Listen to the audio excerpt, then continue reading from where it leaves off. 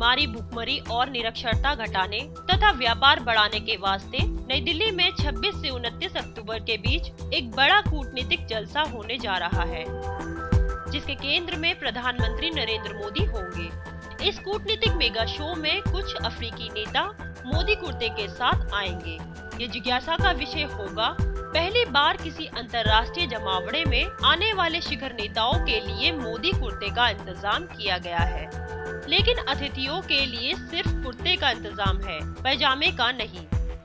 दक्षिण अफ्रीका के राष्ट्रपति जैकब जुमा, मिस्र के राष्ट्रपति अब्देल फतेह अल सीसी, जिम्बाब्वे के राष्ट्रपति रॉबर्ट मुगाबे, नाइजीरिया के राष्ट्रपति मोहम्मद बुहारी जैसे शासन प्रमुख दिल्ली आएंगे और मोदी कुर्ता पहनेंगे।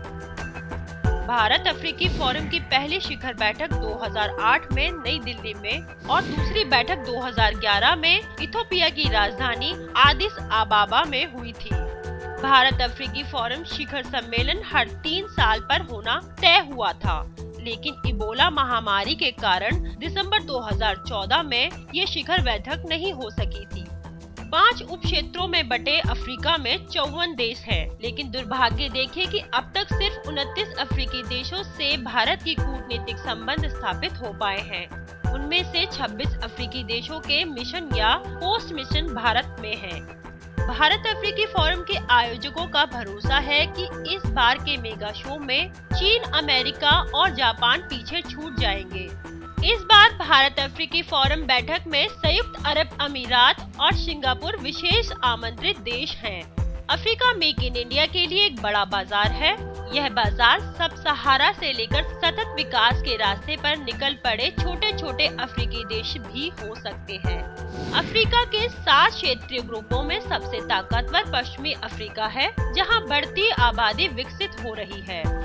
पश्चिमी अफ्रीकी देश Nigeria, Guinea, Ivory Coast, Gabon व घाना ऊर्जा और खनिज के मामले में संपन्न है। भारत 20% कच्चा तेल अफ्रीका से मांगता है, जिसका 50% पश्चिम अफ्रीका से आयात होता है। Economic Community of West African State पर भारत की पकड़ बनी रहे, ये इस समय की सबसे बड़ी चुनौती है। CII ने 30 भारतीय कंपनियों को India Africa project partnership conclave के जरिए पश्चिमी अफ्रीकी देशों में सक्रिय किया है।